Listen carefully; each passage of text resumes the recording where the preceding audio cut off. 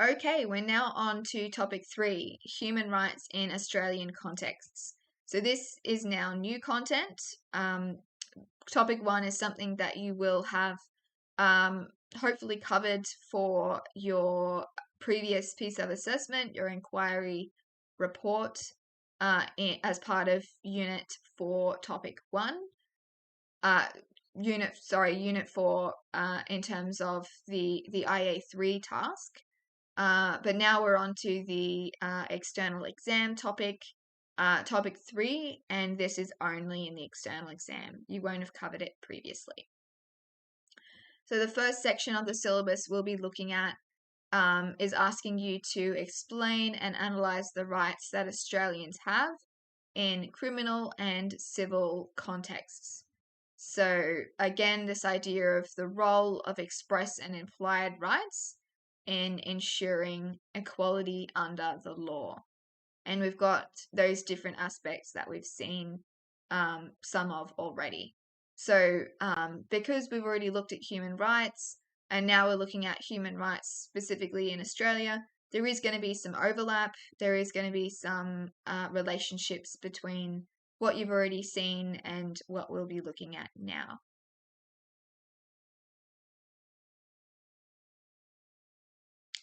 So first off, we've got free speech. So again, the Australian Constitution doesn't specifically outline the right to free speech. It's not an express right, it's an implied right. But the two elements that exist for free speech are freedom of opinion and freedom of expression. So freedom of opinion is the right to hold opinions without interference. There are no exceptions to this right, and there are no restrictions on that right either. It is an implied right, but it isn't restricted in any way. Freedom of expression is the other aspect, and this is your right to use any medium, including written or oral communication, the media, public protest, broadcasting, artistic works, and commercial advertising.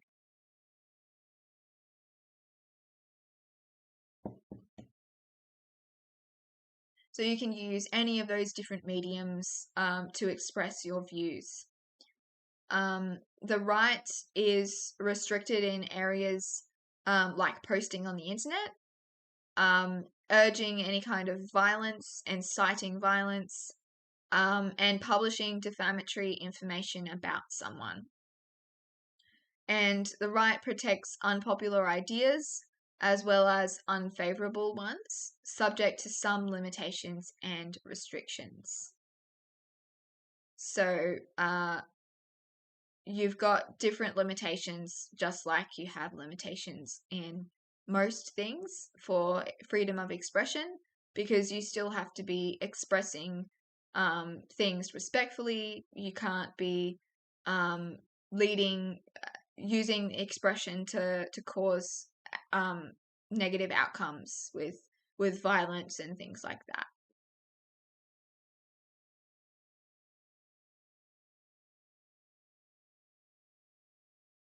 So Australian laws seek to protect these freedoms while also protecting people from unfair treatment and discrimination. That idea that, yes, you do have the right to express yourself and speak freely, but you can't do that in a way that is harmful to others.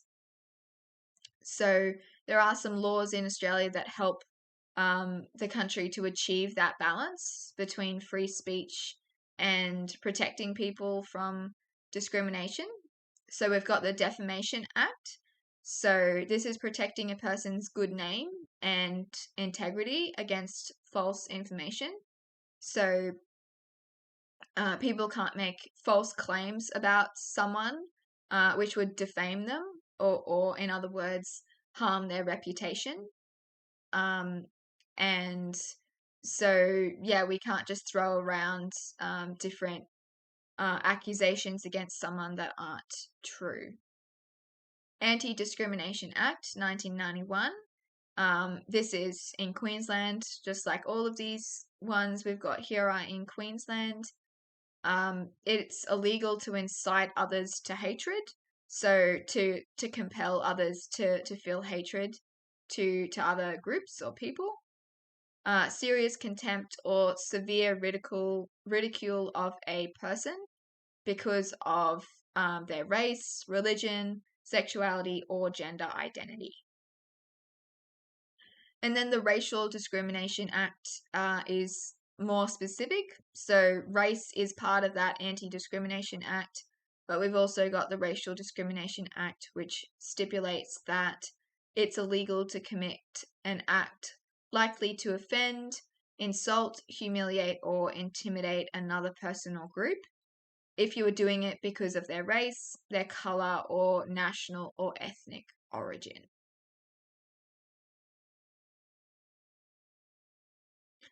You also have the right to protest and freedom of assembly and association. So, the right to peaceful assembly protects the rights of individuals and groups to meet and to engage in peaceful protest. And the right to freedom of association protects the right to form or join associations to pursue common goals. In Queensland, these rights are governed by the Peaceful Assembly Act 1992, and this act requires that any public protest or assembly must be authorised by the police and any other relevant local authorities. So you may have to approach the local council and the police department to get permission to hold your protest. That way that they're aware of it, they can approve it, and they can put anything in place to make sure that that protest stays peaceful and doesn't get out of hand.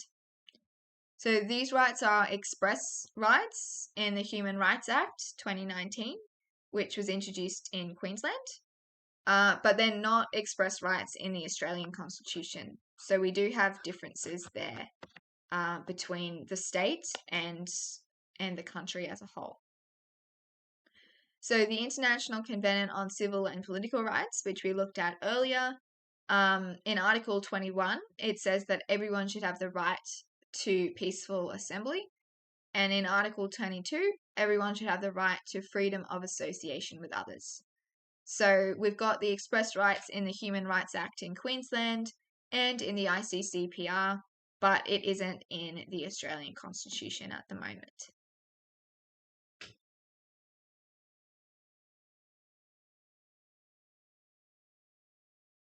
We've got this idea of freedom from discrimination. You'll have noticed that discrimination is something that keeps cropping up in human rights, and for good reason, of course.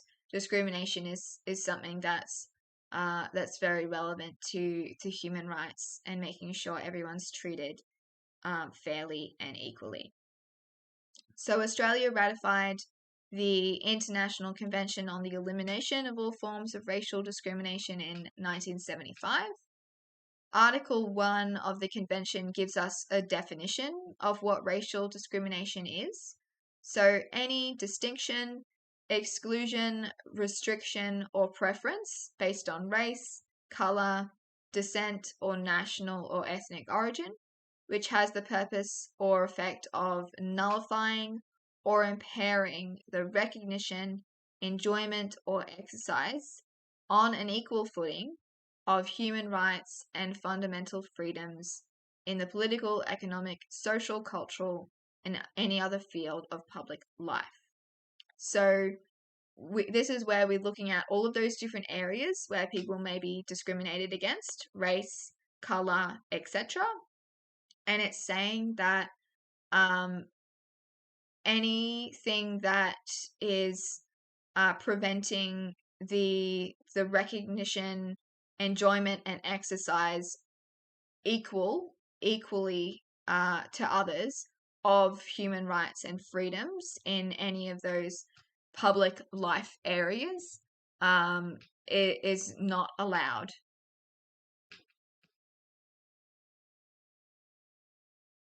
So there are several federal laws that guarantee freedom from discrimination. So we've got the Racial Discrimination Act, the Sexual Discrimination Act, the Australian Human Rights Commission Act, the Disability Discrimination Act, the Fair Work Act, and the Workplace Gender Equality Act. So it is interesting to look as well at the years associated with each of these acts and see what were the key issues across the different generations and when things came about. So in Queensland, the primary law that protects your right to freedom from discrimination is the Anti-Discrimination Act. And Commonwealth laws and state and territory laws generally overlap and prohibit the same type of discrimination, which is what you'd expect. You would hope that the federal level and the state and territory level are on that similar wavelength to make sure that there's cohesion across the country.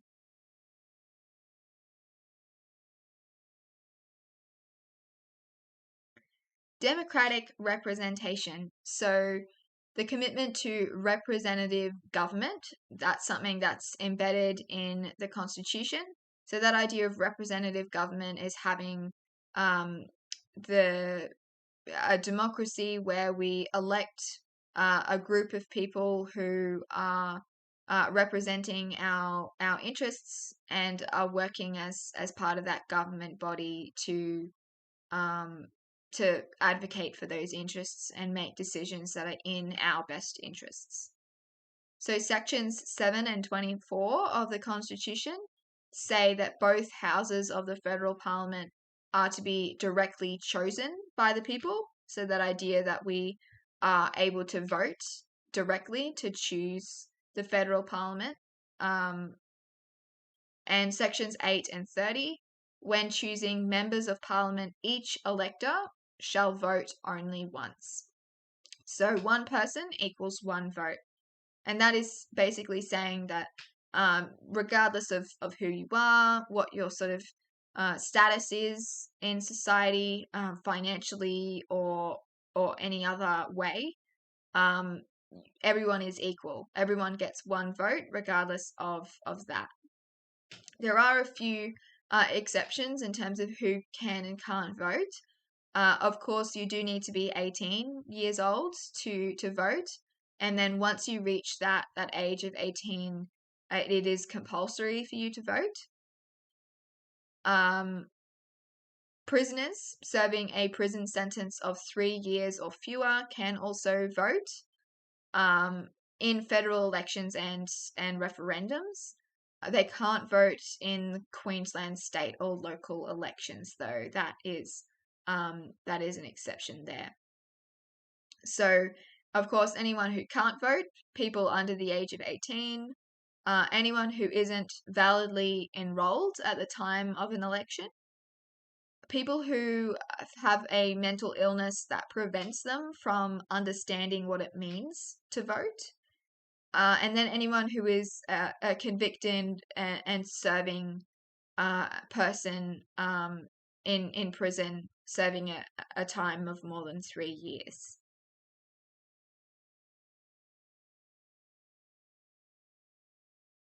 Freedom of religion. So we can see we've got different levels here. So in terms of the federal level, Section 116 of the Constitution prohibits the federal parliament from enacting laws that establish any religion, that impose any religious observance, and prohibit the free exercise of any religion.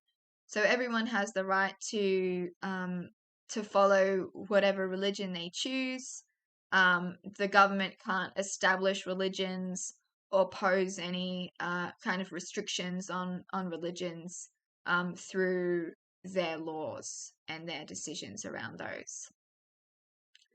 It also prevents the Commonwealth from making religious tests a compulsory qualification to hold any office or public trust.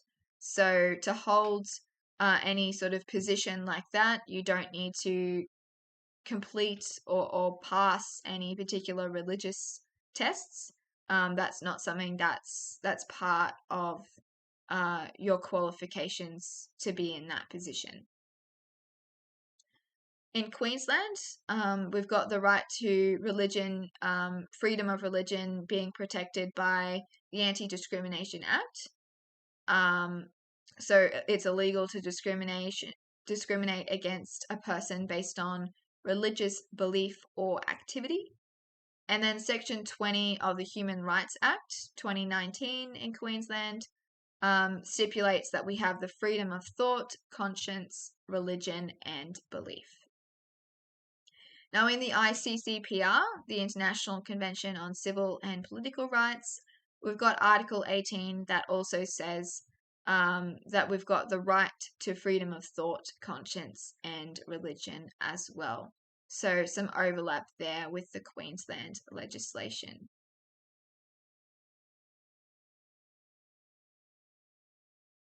Trial by jury. So this is another right that we've mentioned already.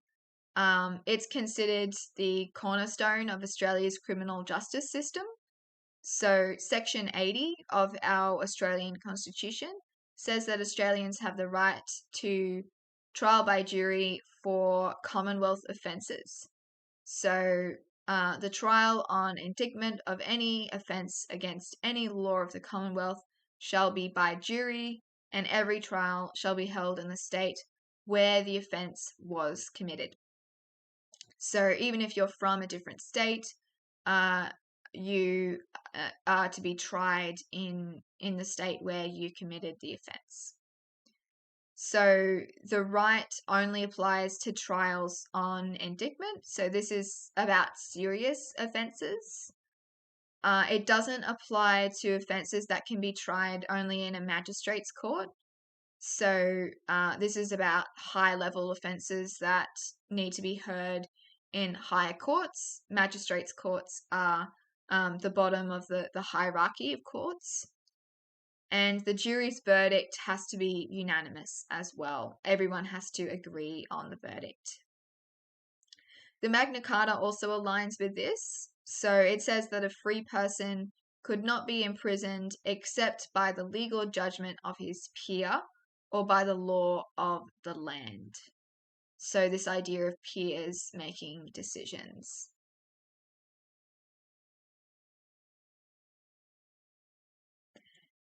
Part 2 of 3 for the topic 3 of human rights in Australian contexts. We need to be able to explain the legal processes available to citizens for resolving human rights complaints. So there are a bunch of things here to go through. So let's start off with protesting. So to stage a public protest, you have to get authorization from the police and any other relevant authorities like the local council, which is something we mentioned earlier. And so this involves providing any of those relevant authorities with a notice of intention to hold the protest, and then not only doing that, but then also getting their approval to go ahead with the protest. So protests are unlikely to resolve human rights complaints, and outcomes are informal and unpredictable. So with enough support, though, protests can lead to changes in laws, but this is unlikely to result from just a single protest. You need a lot of push from protests to get sort of tangible outcomes. So if you think about having series of protests, if you have enough support behind them, then that is where you can potentially make some change in society.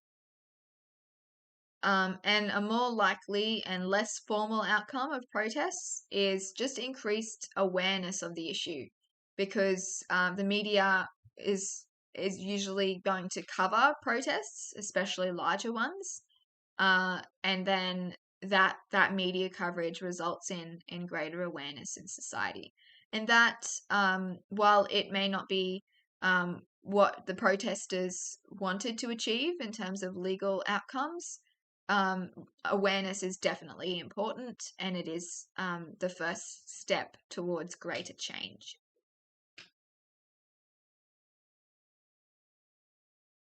So lobbying is any attempt to influence the decision making of a government or the opposition representative in the exercise of their official functions. So any lobbyist who acts on behalf of third-party clients for the purposes of lobbying an Australian government representative, they need to be registered and they need to comply with the requirements of the lobbying code of conduct. So it is a regulated area. You do have to be registered and to comply with certain rules. So you can hear about lobbying on all different levels. There are lobby groups that you can join that have different interests, and they can be lobbying in different ways. You can have formal or informal kind of lobbying. Perhaps you're attending meetings and you've got a formal process where you're voicing your views in front of your members of parliament, for example. Or you could have less formal versions where you're trying to contact them. Maybe you're sending emails or letters, or you're staging sort of grassroots campaigns and things like that.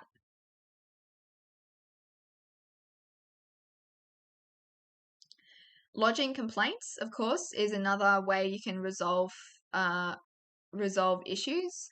So to lodge a complaint with the Australian Human Rights Commission, or the AHRC, the complaint has to be in writing, and it has to include all the details that are relating to what you're complaining about. So the individual making the complaint has to prove who breached their human rights, and that what occurred was unlawful, and that the damage or harm was suffered because of what was done. So that can be tricky, that idea of causation, to prove. So where appropriate, the Commission will invite parties to participate in conciliation, and that is an informal process, and it allows the complainant, so the person who's lodging the complaint, and the respondent, the person who has been complained against, to discuss the issues in that complaint to attempt to resolve the matter. So we have different in criminal law. We have different things that are available with mediation to try and allow people to resolve their matters without going to court. So this is an example of that sort of informal process that's allowing people to try and figure out the issues in a more informal context. If the matter doesn't get resolved through that process, then the Commission may request more information before making a decision themselves based on all of that information. Tribunal and court actions. So this is the next level. So this is a formal method of resolving human rights complaints in Australia.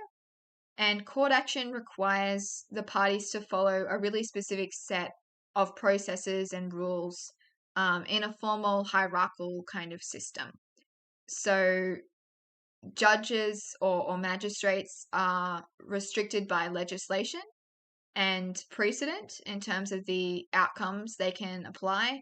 So they have to look at any relevant precedent cases. They have to look at the legislation that exists and make their decision based on that. However, there is definitely some outcomes for for the resolution of the complaint. So while court or tribunal decisions may be appealed, the outcomes are enforceable. So the parties who are involved may appeal and say that they disagree with the result and lodge their interest in having another hearing, but the court may not accept that. It could allow that, in which case you would have the process again, things would be redone and reviewed, but the outcomes can also be enforceable, where the court can just dismiss an attempt to appeal a decision.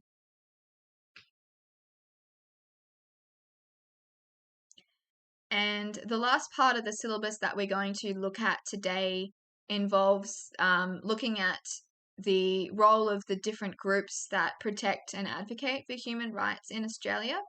So just note that there are other parts of the syllabus in topic 3 that are asking you to be able to analyze and evaluate, choose information from pieces of stimulus and respond accordingly with analysis and evaluation.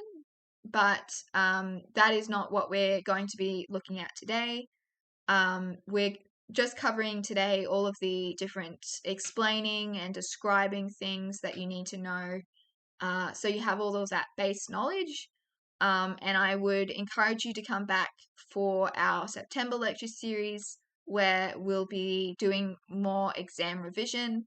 In that lecture, we'll be looking at revising some of this content so you have a bit of a refresher, but we'll also have more of a focus on practice questions, example responses, and the analysis and the evaluation aspects to really boost you in those areas and to get you thinking critically about things and writing really well as well.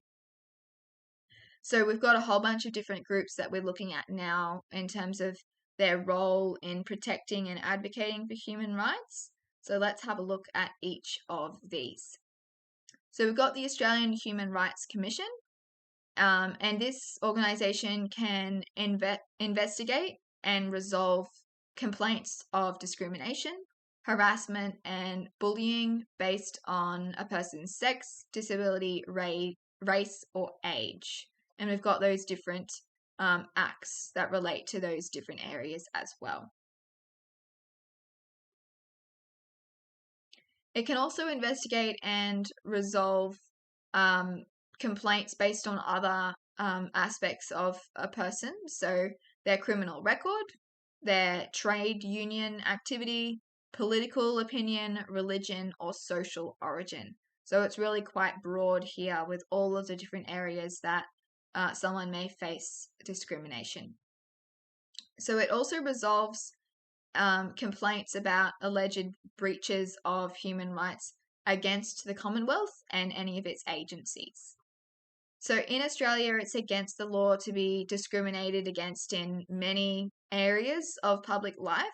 So it's anything from employment to education, the provision of goods and services and facilities. So when you're buying things, when you're getting services from people, you can't be discriminated against. Accommodation, and of course sport as well.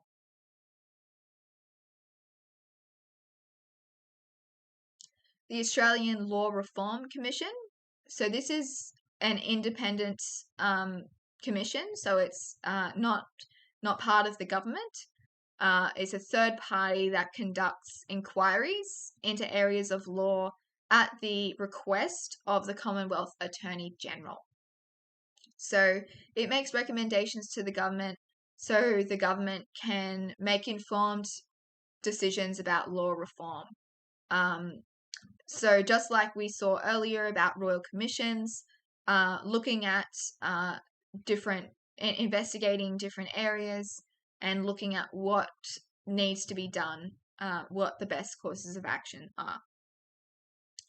So this commission undertakes research, it does consultations, and it develops legal policy and then ultimately makes recommendations with several different aims.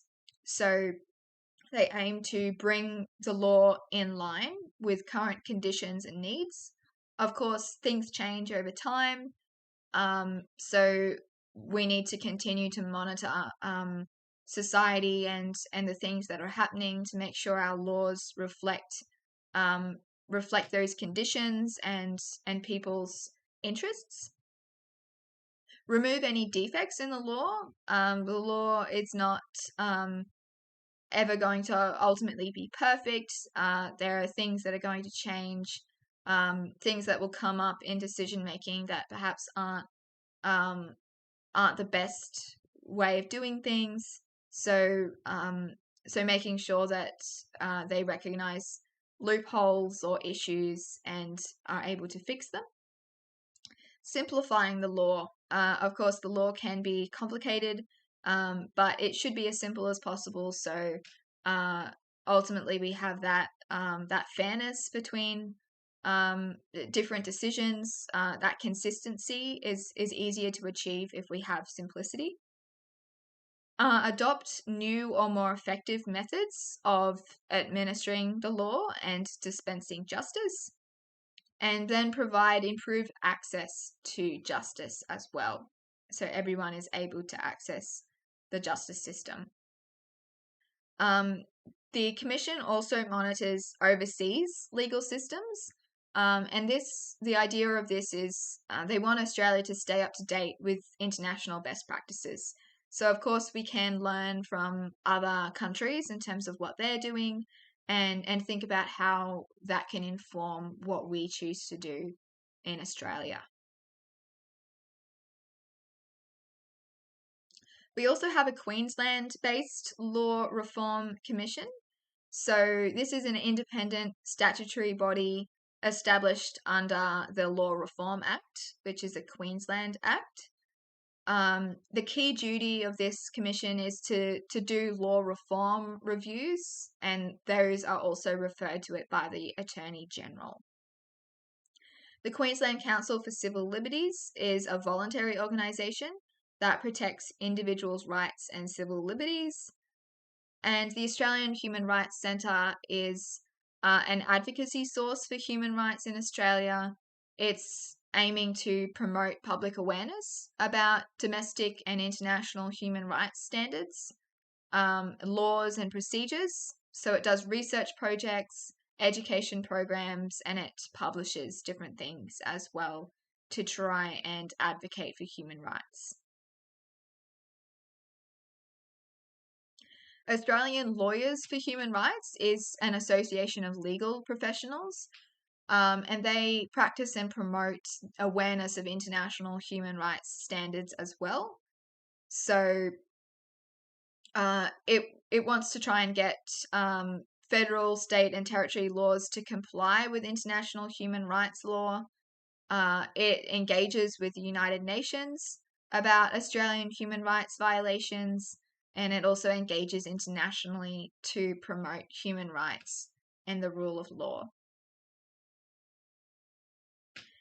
Amnesty International. So this is a non-government organization, and it has campaigns and it advocates for the protection of human rights independent of any political ideology, economic interest, or religion. So again, that non-government third-party organization. And the International Federation of the Red Cross, or the IFRC. It does relief operations to assist victims of disasters and health emergencies, and it also helps communities in developing countries. And of course, the media as well. So this is something that may not come to mind when we think about different organizations that help to uphold human rights. But the media does play a really important role because it can expose human rights violations, and it can allow different perspectives to be heard, give different people a voice, so the issues in society are recognized and things can be done to protect human rights and to keep the government accountable. So an example in terms of children in detention. So across 2015 and 2016, the media published hundreds of articles on child detention abuses at Dondale Youth Detention Centre. And that media coverage actually resulted in some action. So the Prime Minister at the time called for a royal commission, so that high-level inquiry into that issue.